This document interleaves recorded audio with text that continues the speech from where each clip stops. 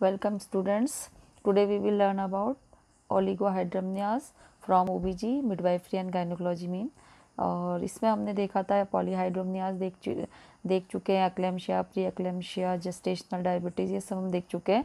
Mean हम आजकल पढ़ रहे हैं हाई रिस्क प्रेगनेंसी। ओके, तो जो फर्स्ट टाइम व्यूवर्स देख रहे हैं वो इसको सब्सक्राइब कर लें, और जो सब्सक्राइब के बगल में बेल आइकन है उसे भी प्रेस कर लें, जिससे कि जो भी वीडियोज़ इसमें अपलोड हो तो उसका नोटिफिकेशन अपना आप ही आपको मिल पाए और आप उससे बेनिफिट ले पाएँ।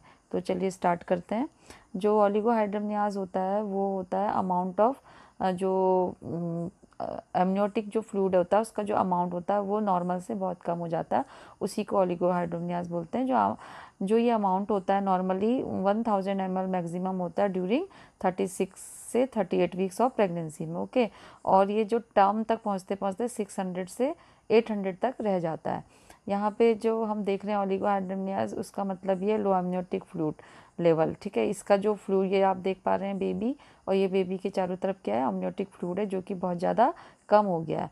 तो ये जो वॉल्यूम होता है ये जब इसका वॉल्यूम जो होता है फ्लूइड का, वो जो सैक होता है अमनियोटिक सैक, उसमें क्या हो जाता है, बहुत मतलब कम हो जाता है, यानी कि जो एवरेज होता है उससे कम हो जाता है। Usually because the placenta is not functional properly. जो फंक्शन होता है प्लेसेंटा का वो प्रॉपरली नहीं कर पाता है। जब ये जो प्लेसेंटा है अपना जो फंक्शन होता है प्रॉपरली नहीं करेगा तो उस समय ये प्रॉब्लम आती है। ठीक है, और भी बहुत सारे कॉजेज़ होते हैं जो हम आगे देखेंगे।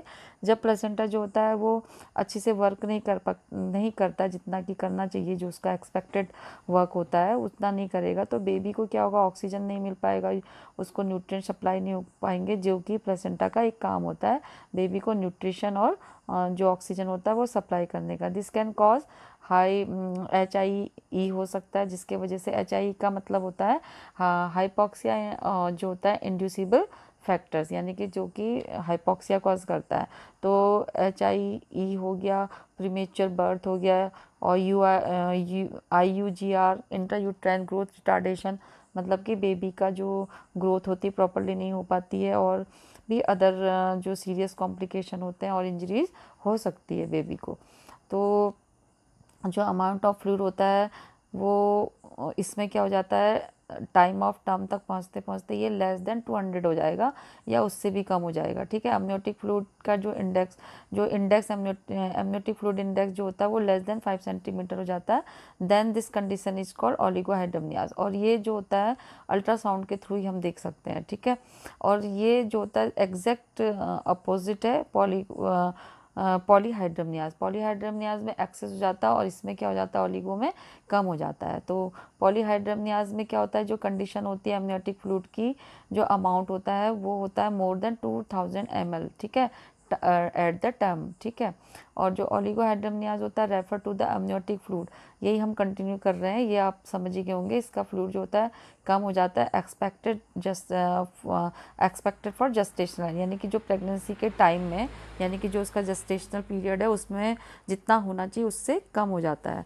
और इसमें जो डायग्नोज होता है वो अल्ट्रासाउंड के एग्जामिनेशन के थ्रू ही इसको कर पाएंगे, कि उसको डिस्क्राइब कर पाएंगे कि क्वालिटेटिवली जो होता है, यानी कि जो एमनियोटिक फ्लूइड होता है उसका वॉल्यूम कितना कम हो गया, और क्वांटिटेटिवली का मतलब होता है जो एमनियोटिक फ्लूइड का फ्लूइड इंडेक्स जो होता है वो इनटू इक्वल या फिर मतलब लेस देन या इक्वल टू 5 सेंटीमीटर होगा। ठीक है, ओलिगोहाइड्रोमनियाज में भी इडियोपैथिक होगा, यानी कि इसका कोई कॉज पता नहीं होता, जनरली जो मेजर कॉज होता है वो मालूम नहीं होता, लेकिन फिर भी मैटरनल, फीटल और प्लेसेंटल कॉज इसमें हो सकते हैं, जिनकी प्रॉब्लम की वजह से ये सब हो रहा है। प्रॉब्लम मतलब मैटरनल हो सकती है या फीटल हो सकती है या प्लेसेंटल कारणों से ये होता है। और जो फीटल प्रोग्नोसिस होती है डिपेंड करती है जो सेवरल फैक्टर्स होते हैं, जिसमें कि कुछ अंडरलाइन कॉजेज होती हैं, जैसे सीवियरिटी होती है उसमें reduce versus no amniotic fluid, यानी कि बहुत ज़्यादा सीवियर अगर है पॉलीगोहाइड्रोमनियाज तो उसका मतलब है या तो उसमें बिल्कुल कम है या फिर उसमें एमनियोटिक फ्लूइड ही नहीं है, और या फिर जेस्टेशनल एज एट विच ओलिगोहाइड्रोमनियाज अकर, और जेस्टेशनल एज जितनी है उसके अकॉर्डिंग बहुत कम फ्लूइड है। बिकॉज एन एडिक्वेट वॉल्यूम, जो ये एमनियोटिक फ्लूइड का होना इसलिए ज़रूरी होता है, adequate volume of the amniotic fluid जो होता है वो जो फीटल का जो नॉर्मल मूवमेंट होता है और जो लंग डेवलपमेंट होते हैं और जो उसको कुशिंग का काम देता है फीटस को, यानी कि कुछ एक कुशन की तरह उसको हेल्प करता है प्रिवेंट फ्रॉम द इंजरी, यानी कि वो उससे फ्लोट करता रहता है, इंजरी से प्रिवेंट रहता है। और जो अम्लाइकल जो कॉर्ड होती है उसका जो कॉम्प्रेशन से उसको बचाता है। तो ये सारे काम अगर एडिक्वेट वॉल्यूम होता है जो एमनियोटिक फ्लूइड होता है तो ये सब चीज़ें आराम से हो जाती है। और प्रेगनेंसी में जो कॉम्प्लिकेशन होते हैं जो अगर ओलिगोहाइड्रोमनियाज है तो उसके कुछ प्रेगनेंसीज कॉम्प्लिकेशन हो सकते हैं, जैसे कि फीटल में डिफॉर्मिटी होगी और रिस्क होता है इसमें कि फीटल की डिफॉर्मिटी हो सकती है और पल्मोनरी हाइपोप्लीजिया हो सकता है, ठीक है, और उसमें अम्लाइकल कॉर्ड कॉम्प्रेशन हो सकता है, ठीक है। उसके बाद है इंसिडेंस। तो इंसिडेंस में जो होता है reported rate of the oligohydramnios highly influence, ठीक है। तो जो हाईली इन्फ्लुएंस होता है इसका rate by the gestational age at the time of the ultrasound examination. जब अल्ट्रासाउंड का एग्जामिन करते हैं तो उस समय जो जेस्टेशनल एज होती है उसके उस समय में इसका जो ओलिगोहाइड्रोमनिया का जो अमाउंट होता है वो कितना है, मतलब प्री टर्म में कितना, पोस्ट टर्म में कितना है। और जो पॉपुलेशन स्टडीज़ होती है लो एंड हाई रिस्क स्क्रीनिंग, और पॉपुलेशन स्टडीज़ होंगी जिसके अंदर लो रिस्क होगा, हाई रिस्क, उसका screening indicated ultrasound examination, antepartum और इंट्रापार्टम जो एग्जामिन होते हैं ये जो होते हैं ये डायग्नोसिस करने में वेरिएशन मतलब करते हैं, मतलब कि इसके थ्रू ही पता चल पाएगा कि जो ओलिगोहाइड्रोमनियाज है वो उसमें कितना वेरिएशन है। तो ये अबाउट जो होता है 4 आउट ऑफ 1 मतलब 100 प्रेगनेंसीज वुमेन हैव ओलिगोहाइड्रोमनियाज, यानी कि जो प्रेग्नेंट वुमेन होती हैं 100 में से 4 में ये फर्स्ट देखने को मिलेगा, ठीक है। अब इसके कॉजेज़ की बात करें तो आप अलग अलग भी कर सकते हैं कि fetal cause, maternal cause, placental cause. तो फीटल कॉज में क्या होगा कि मेनली जो होता है उसमें रीनल कॉजेज़ होते हैं, ठीक है। तो जो रीनल कॉजेज़ में होगा रीनल एग्नेशिया, यानी कि जो renal agenesis also called Potter syndrome, okay, mean it's a condition in which newborn is missing one or both kidney, ठीक है। इसमें दोनों ही या एक भी किडनी मिस हो सकती है, कंजेनाइटल डिफॉर्मिटीज़ होती है। और पॉलीसिस्टिक किडनी का मतलब होता है कि जो क्लस्टर ऑफ सिस्ट डेवलप हो जाती है जब किडनी में, ठीक है। और ये होती है नॉन कैंसरस सैक होते हैं, इसमें वाटर फिल रहता है। और फीटल ग्रोथ रिस्ट्रिक्शन हो सकता है, जो मतलब कि जो यूट्रस के जो इनसाइड द वॉर्म, जो वॉर्म मतलब यूट्रस के अंदर जो फीटस की ग्रोथ होती है वो रिस्ट्रिक्ट हो सकती है, यानी कि प्रॉपरली नहीं होगी। और फीटल की डेथ भी हो सकती है पोस्ट टर्म प्रेगनेंसीज, यानी कि जो उसका टर्म पीरियड था उससे भी आगे वो जा सकती है, ठीक है, मतलब ज़्यादा टाइम ले सकती है। अब ये आप देख लीजिए, यही सब है जो फीटल कॉजेज़ हैं। उसमें हमने देख लिया कि रीनल कॉजेज़ तो 57% हो सकते हैं, जिसमें कि रीनल एग्नेशिया हो सकता है, पॉलीसिस्टिक किडनी हो सकती है, और यूरिथ्रल ऑब्स्ट्रक्शन हो सकता है, यानी कि यूरिथ्रा की जो ओपनिंग होती है वो भी ऑब्स्ट्रक्ट हो सकती है, यानी कि अट्रेशिया होगा या फिर पोस्टीरियर यूरिथ्रल वॉल होगा, ठीक है। तो ये हो सकता है, यानी कि जो उसकी ओपनिंग होती है अब नॉर्मल होगी या बहुत ही शॉर्ट होगी।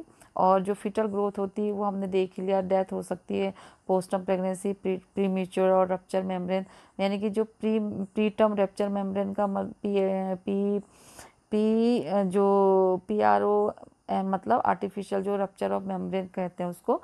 लेकिन यहाँ पे क्या हो रहा है कि अपने आप ही जो होती है प्री मेच्योर हो जाएगी, यानी कि जो रप्चर ऑफ मेम्ब्रेन होती है जस्ट बिफोर द डिलीवरी होती है, लेकिन यहाँ पे बहुत पहले वो रप्चर हो सकती है। और सेकंड कॉज में है कि मैटरनल कॉजेज़, यानी कि इसमें क्या होगा कि जो मैटरनल कॉजेज़ में जो होता है वो अल्ट्रोप्लेसेंटल इनसफिशिएंसी हो सकती है, और यानी कि यूरिट्रोप्लेसेंटल इंसफिशिएंसी का मतलब है यूट्रस प्रॉपरली जो है वो डेवलप नहीं है। और प्री एक्लेम्शिया हो सकता है। और प्लेसेंटल कॉजेज़ में ट्विन ट्रांसफ्यूज़न हो सकते हैं। इसका मतलब जो होता है कि मतलब TTTS भी बोलते हैं इसे, ये एक is a rare pregnancy condition affecting जो होता है आइडेंटिकल ट्विंस यानी कि जो आइडेंटिकल ट्विंस होती है उससे रेफ़र होता है ये। इसमें जो ये कंडीशन अफेक्टेड करती है आइडेंटिकल ट्विंस में, और अदर मल्टीपल्स जो ट्विंस होते हैं, इसमें क्या होता है कि जो भी ट्विंस होते हैं वो क्या करते हैं, शेयर वन प्लेसेंटा, आपस में एक ही प्लेसेंटा होता है मल्टीपल प्रेगनेंसीज में, उसी को बोलते हैं, ठीक है। तब भी ये वाली प्रॉब्लम आएगी। और ड्रग कॉजेज हो सकते हैं कुछ, जिसमें कि होगा प्रोस्टोग्लैंडिन सिंथेस इनहिबिटर हो सकती है एज NSAID, ठीक है। इसका मतलब होता है prevent the synthesis of the prostaglandin, जो कि रिड्यूस यूट्राइन हाइपर जो हाइपर कंट्रैक्टिलिटी होती है, प्रेशर होता है, और जो इंसीमिया होता है, पेन होता है, उससे क्या करती है, प्रिवेंट करती है।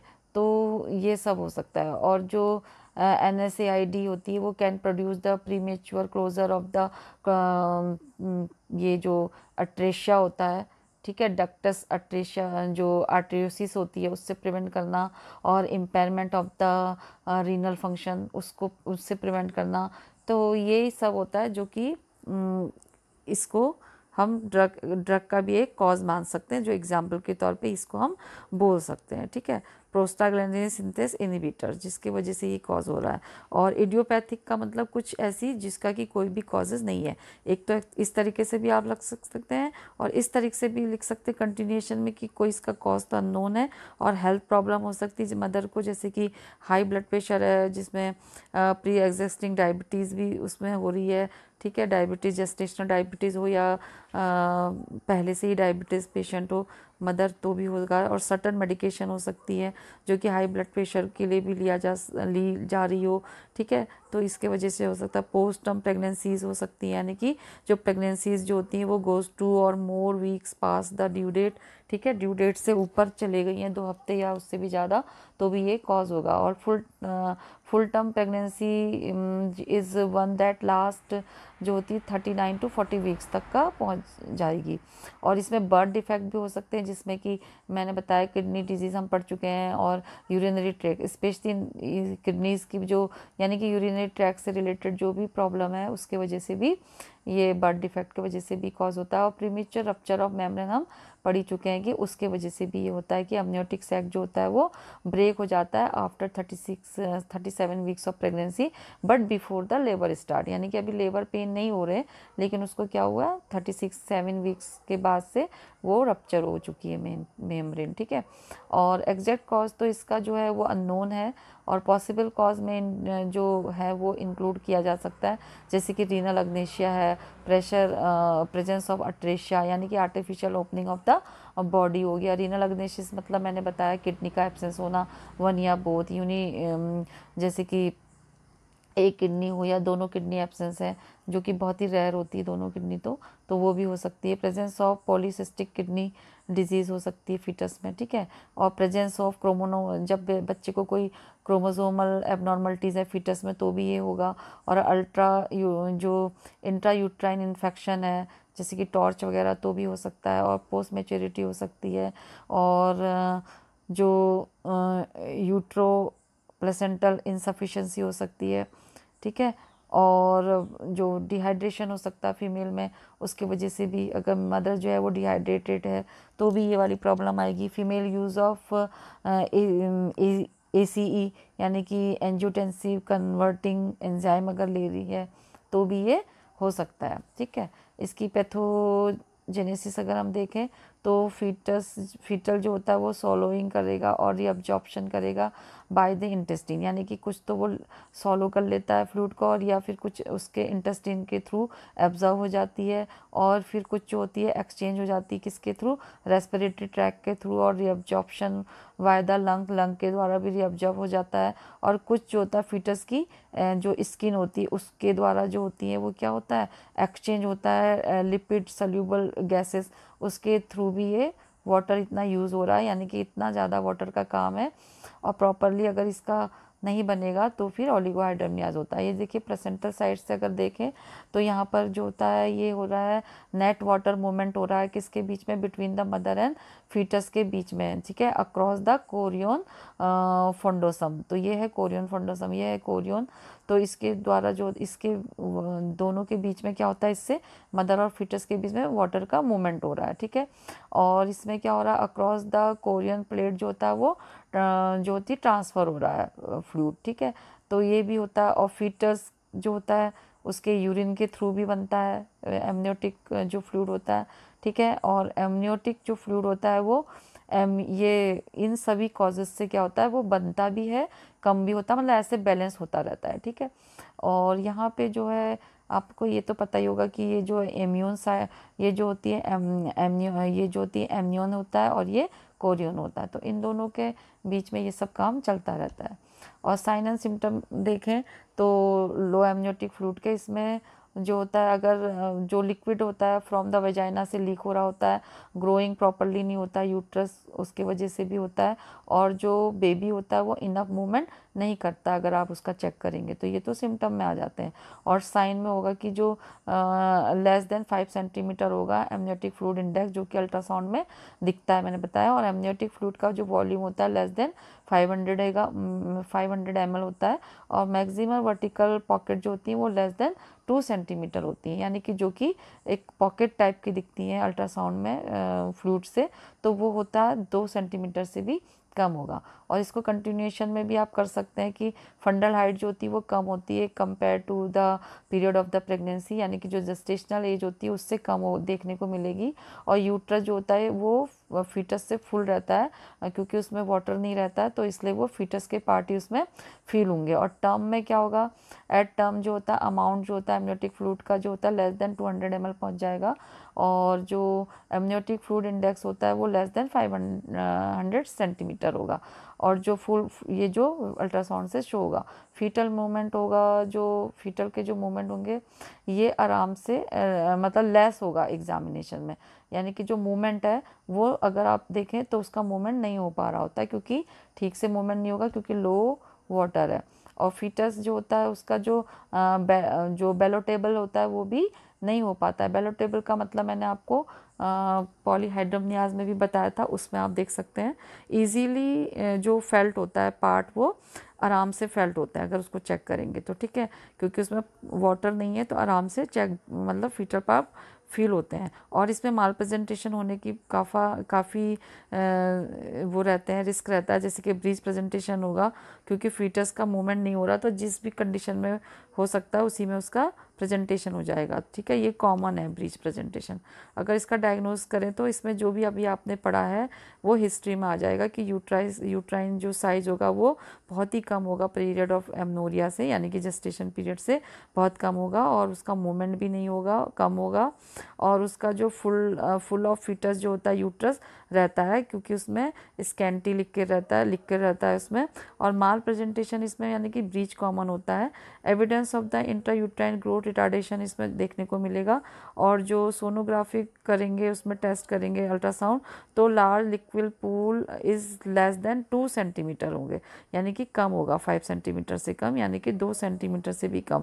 अल्ट्रासाउंड जो visualisation is done following amniotic amnio infusion by the 300 ml of 1 saline solution. तो ये जो अल्ट्रासाउंड की ही हेल्प से, जैसे हमने पॉलीहाइड्रोमनियाज में उसमें कम किया था, तो इसमें इन्फ्यूज़न कर सकते हैं 300 ml वार्म नॉर्मल सलाइन को, ठीक है, with the help of ultrasound. और विजुअलाइजेशन ऑफ द नॉर्मल जो feeling and the emptying of the, यानी कि जो मतलब कहने का मतलब एम्प्टिंग और फुलिंग जो फीटस का ब्लडर होता है उसका एग्जाम उसको देखना पड़ेगा with the help of ultrasound. इस ज़रूरी होता है रूल आउट करने के लिए कि यूरिनरी ट्रैक्ट जो होता है उसमें कोई एबनॉर्मलिटी तो नहीं है। और oligohydramnios with fetal symmetric growth retardation, उसमें जो होती ग्रोथ रिटार्डेशन होगी सिमेट्रिकली ठीक से नहीं फॉर्म हो पाएगा, is the association with the increase chromosomal abnormalities भी के साथ भी देखने को ये भी मिलेगा क्रोमोसोमल एबनॉर्मलिटीज़। कॉम्प्लिकेशन देखें तो कॉर्ड कॉम्प्रेशन हो जाएगी क्योंकि उसमें फ्लूइड नहीं है, तो वो जो होती कॉम्प्रेस हो सकती है, ये मस्क्यूलो स्केलेटल एबनॉर्मलिटीज़ देखने को मिलेगी, यानी कि क्लब फुट वगैरह देखने को जैसा आप देख पा रहे हैं, और फेशियल डिस्टॉर्शन हो जाएगा उसका, ठीक है। फेशियल डिस्टॉर्शन का मतलब जैसे swelling, inflammation of the nerve, the control the muscles of the side of the face, ठीक है, ऑफ द किसके द्वारा होगा ये, आफ्टर वायरल इन्फेक्शन, कुछ इन्फेक्शन ऐसा वायरल इन्फेक्शन है उसके बाद से फेशियल में चेंजेस देखने को मिलेंगे, ठीक है। और फूड, जो क्लब फूड होगा, क्लब फूड का मतलब तो पता ही है, आपने पीडियाट्रिक में पढ़ा होगा कि इसमें जो होते हैं टर्न फूड हो जाते हैं, यानी कि out of the shape and position होते हैं इसमें। और फीटल पल्मोनरी हाइपोप्लेजिया हो जाएगा। फीटल मतलब पल्मोनरी हाइपोप्लेजिया का मतलब हो गया incomplete development of the lung, ठीक है। और इंट्रा यूट्राइन ग्रोथ रिटार्डेशन का मतलब बता ही दिया आपको कि जो ग्रोथ होती है फीटस की वो प्रॉपरली नहीं हो पाती है। और जो प्रेजेंस ऑफ एमनियन नोडसम, यानी कि जो इसमें नोड्यूल्स टाइप के फॉर्म हो जाएंगे किसमें, सरफेस ऑफ द एमनियन में, यानी कि फीटल सरफेस में, ठीक है।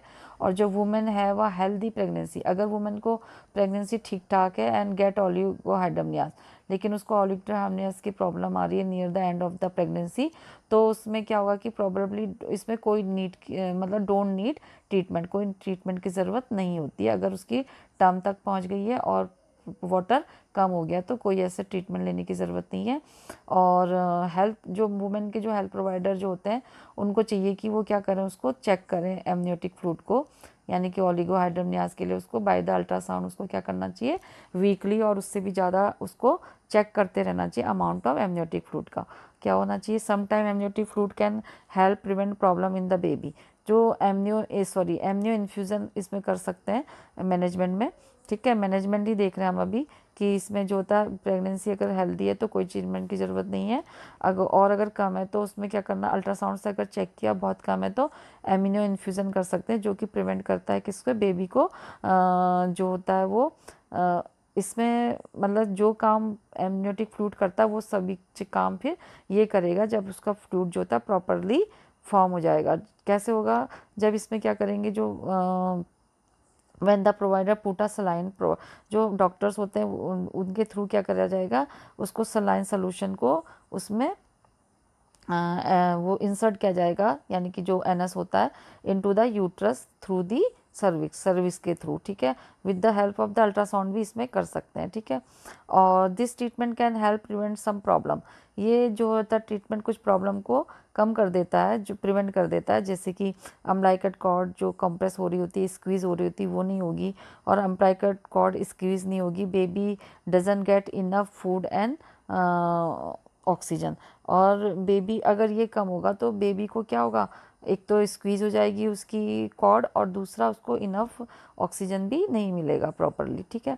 If the fluid gets too low, अगर फ्लूइड बहुत कम है तो women baby having troubles staying healthy, तो बेबी जो होता है स्टे नहीं, अगर ट्रबल कर रहा है हेल्दी स्टे में और फ्लूइड बहुत कम है तो रिकमेंड करना चाहिए स्टार, मतलब उसको फिर नॉर्मल डिलीवरी के लिए मतलब नॉर्मल हो चाहे सीजर हो जो भी हो, उसको लेबर जल्दी से उसको करवाना चाहिए, ताकि वो क्या करे, प्रिवेंट कर पाए जो भी prevent problem during the labour और बर्थ, या लेबर और बर्थ के समय जो भी कॉम्प्लिकेशन होने वाले होते हैं उससे प्रिवेंट करवा सकते हैं डिलीवरी करवा के। However with the regular prenatal care, उसको रेगुलर प्रीनेटल केयर करनी चाहिए, chances are that baby will be born healthy, जिससे कि बेबी हेल्दी होने के चांसेस हैं, ठीक है। Pregnant women should be advise to take sufficient amount of water and other fluid, उसको लेते रहना चाहिए फ्लूइड एंड वाटर कुछ भी ड्यूरिंग दी प्रेगनेंसी, अगर जिसको ये वाली प्रॉब्लम है, और नहीं भी है तो भी लेना चाहिए, लेकिन ओलिगोहाइड्रोनियास वाली को जो है सफिशिएंट अमाउंट में लेना चाहिए फ्लूइड। और it can lead to increase, और ये क्या करेगा, increase in the amount of the amniotic fluid, उसको भी ये इंक्रीज करने में हेल्प करेगा। और women should be advise to take more rest, ठीक है, और नो फिजिकल एक्टिविटी, यानी कि नो या फिर लेस फिजिकल एक्टिविटी, जिससे कि वो डिहाइड्रेट नहीं होगी, ठीक है। और एडिकेट केयर करनी चाहिए उसकी मदर की, और उसमें uterine contraction are the extremely painful होते हैं ड्यूरिंग द ओलिगोहाइड्रोमनियाज। ये ओलिगोहाइड्रोमनियाज में जो कॉन्ट्रैक्शन आएंगे तो बहुत पेनफुल होते हैं, तो इसलिए वुमेन को जो है एपिड्यूरल एनेस्थीसिया की भी ज़रूरत पड़ सकती है, तो वो देना चाहिए। और इफ़ नेसेसरी तो जो cord compression and amnio infusion should be done to prevent the possibility of the hypoplastic lung disease. ठीक है, तो हाइपोप्लास्टिक लंग डिजीज़ जो है, अभी हमने देखा था कि उसमें क्या होता है, हाइपोप्लेजिया हो जाता है, पल्मोनरी फीटल पल्मोनरी हाइपोप्लेजिया, इन सब से प्रिवेंट करने के लिए उसको एम्यूनो इन्फ्यूज़न देना चाहिए ताकि कॉर्ड भी उसकी कॉम्प्रेस ना हो। और नॉर्मल सलाइन उसको देना चाहिए, मतलब यूज़ करना चाहिए एम्यूनो इन्फ्यूज़न में। और if the amount of fluid is very less, बहुत कम है और फीटस जो होता है वो बहुत ट्रबल में है, तो डिलीवरी प्रोसेस उसका स्टार्ट कर देना चाहिए। ठीक है, और क्या ओलिगोहाइड्रोमनियाज कॉमन है, ये जो होता है 100 में से 4% वुमेन जो होती हैं इसमें ओलिगोहाइड्रोमनियाज उनमें कॉमन होता है। It can happen at any time during pregnancy, किसी भी समय हो सकता है, but it's most common in last trimester, यानी कि जो लास्ट टाइमेस्टर होता है, यानी कि जो लास्ट के 3 मंथ होते हैं उसमें ज़्यादा ये कॉमन होता है। It happen in about 12 out of 100% women whose pregnancies last about 2 weeks. और जो 100 में से 12 वुमेन ऐसी होती हैं जो कि प्रेगनेंसीज के लास्ट जो होती है उसमें 2 weeks pass their due date, यानी कि जो ड्यू डेट होती है उससे 2 हफ्ते पहले उनमें ये वाली प्रॉब्लम हो जाती है। 12 मतलब 100 में से 12 वुमेन ऐसी होती हैं। और दिस इज़ बिकॉज द जो अमाउंट ऑफ एमनियोटिक फ्लूइड होता है usually decrease by that time. ठीक है, क्योंकि ये जो होता है बहुत कम हो जाता है इसलिए। और जो ट्रीटमेंट होता है इसमें एडिकेट रेस्ट लेना चाहिए जिससे कि डिक्रीज डिहाइड्रेट हो, मतलब डिहाइड्रेशन से बचाने के लिए एडिकेट रेस्ट होना चाहिए। और हाइड्रेशन करते रहना चाहिए, जिसमें कि मैंने बताया कि ओरल तो लेते ही रहना है, और अगर ज़्यादा सीवियर है तो आईवी हाइपोटोनिक जो फ्लूइड होते हैं वो इंसर्ट करना चाहिए, यानी कि 2 लीटर पर डे उसको इन्फ्यूज़न भी देना होता है। ठीक है, और यूएसजी के थ्रू उसका मॉनिटरिंग करनी है ग्रोथ की, और एएफआई और बीपीपी, यानी कि बीपीपी हम पहले भी पढ़ चुके हैं, जिसमें कि बायोफिजिकल प्रोफाइल होता है जिसमें कि मेजर किया जाता है health of the baby during the pregnancy.